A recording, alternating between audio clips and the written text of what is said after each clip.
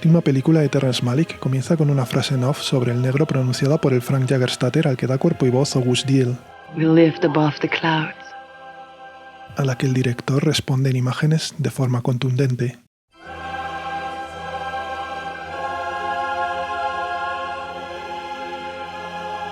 Hitler es Dios bajando de las nubes en el arranque del triunfo de la voluntad. El mundo paradisíaco de Franz va a ser impugnado desde el mismo comienzo de forma brutal. Y aún así, no estamos preparados para lo que Malick va a desarrollar en las siguientes 3 horas.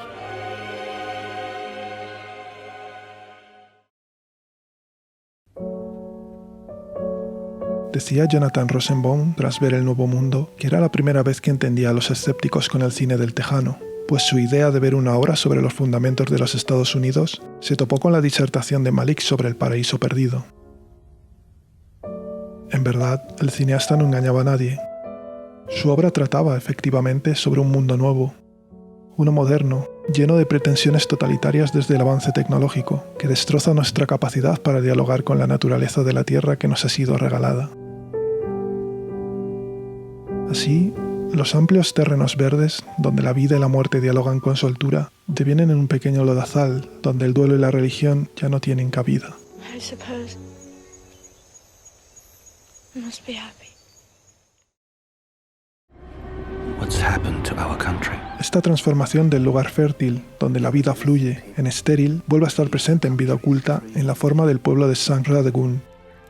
Pero, como comentábamos al principio, Malick, un cineasta que nunca se ha dormido en sus laureles, va a impugnar ese mismo paraíso para dirigirse hacia una esencialidad tremenda. Un espacio fílmico donde a Franz y Fanny, ambos mártires a su modo, solo les queda Dios. A traitor.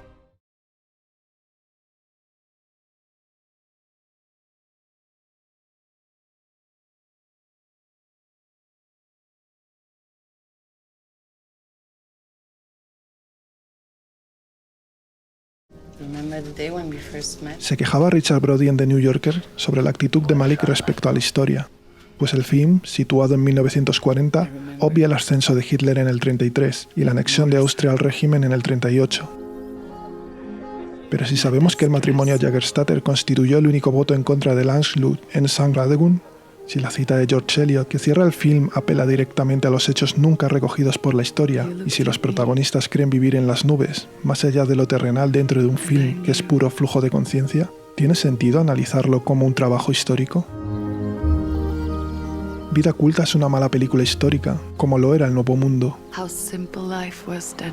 La matriz de ambas creaciones no es la historia, sino la conciencia. Una conciencia capaz de transformar una cárcel en una catedral y la condena más terrible en un camino sagrado. Una conciencia que funciona como principio y sede de la verdadera libertad. Así, las imágenes documentales en la película no tienen la función de poner al film a dialogar con el hecho histórico, algo que le han echado bastantes críticos en cara, sino que emergen como los altavoces mediáticos frente a los que la conciencia y la memoria se van a retar, hasta revertir un flashback en flash forward dentro de una estrategia narrativa que acabará por sublimar el lenguaje epistolar que el director ya ensayó en La delgada línea roja.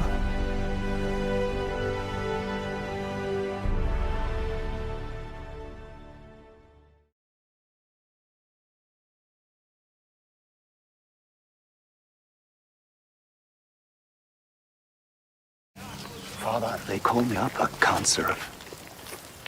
We're killing innocent people. Raiding other countries, preying on the weak.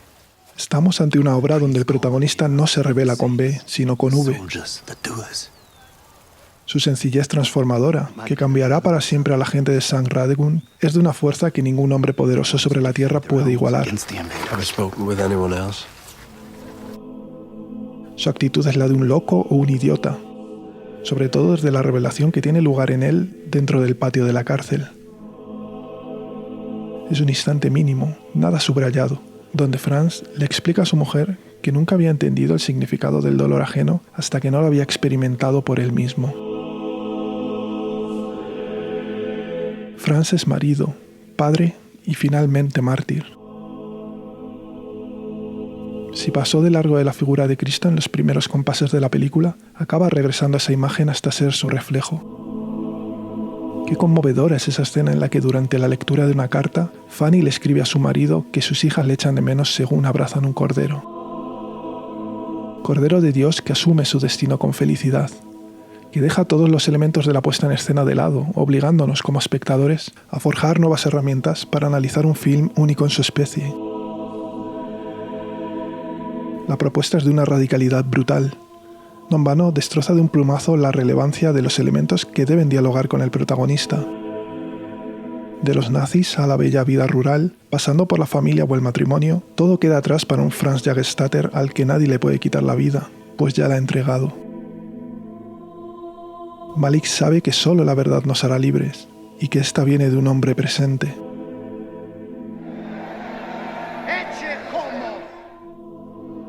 En esa libertad somos como niños y devenimos elásticos, como los frailes del Rossellini de Francisco Juglar de Dios, que tienen un reflejo en el ágil cuerpo de Franz. Un cuerpo que contrasta con la rigidez nazi. Se podría escribir toda una tesis acerca de la poética y la política de los cuerpos en el cine de Terrence Malick. Bellos son aquellos llenos de amor, y deformes los corrompidos, por muy uniformados que vayan. En Vida oculta, por ejemplo, se nos muestra muy brevemente a un nazi enorme, brutal, hacer el payaso más allá del cristal, donde espera sentado el protagonista encadenado. Su cuerpo es deforme, absurdo, y su uniforme le convierte en un ser aún más grotesco. La escena resulta bastante más subversiva que otras similares mucho más celebradas.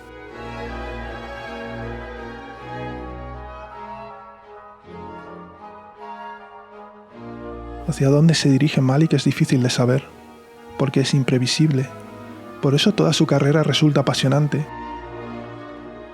Vida oculta, por ejemplo, funciona a la perfección como la sucesión de Song to Song, aquel film consagrado ya no a un paraíso perdido, sino al pecado mismo. Porque parece que, desde ya, el paraíso pertenece en su cine a otra vida, a una oculta que será desvelada tras la muerte.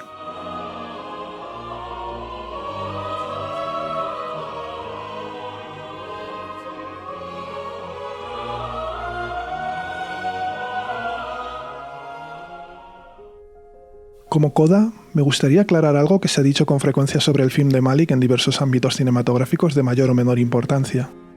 Es aquello referido a un supuesto uso discriminatorio e inmoral del alemán en el film. En verdad, es una afirmación muy injusta. Malick hace una coproducción hablada en inglés que jamás deja desde el alemán de referirse al pueblo austriaco. Si el inglés está relacionado con la historia que nos están contando, el alemán, que Malick no subtitula, está presente tanto en la gestación del paraíso Jägerstätter como en la creación del infierno nazi, así como en la intimidad de las últimas oraciones de la pareja. En otras palabras, ese trayecto tan malickiano de paraíso encontrado, paraíso perdido y resurrección, tiene en este film su lugar en el uso de la lengua de Heidegger. Un Heidegger, por cierto, que colaboró con la Universidad del Tercer Reich y que Malick, con el que siempre se le ha relacionado, conoció en persona. Teniendo en cuenta la deriva tan personal que ha tomado su cine desde el árbol de la vida, ¿es casualidad que el héroe de esta película sea un humilde hombre y no alguien de la élite universitaria? ¿Y si el cineasta nos estuviera hablando de forma tangencial de la decepción que supuso conocer al filósofo en su viaje a Europa? ¿No será que Malick nos está contando que la verdad la halló finalmente en el hogar que creó con su mujer Alexandra, a quien está dedicada esta película? ¿Qué hay de ella en la sacrificada Fanny?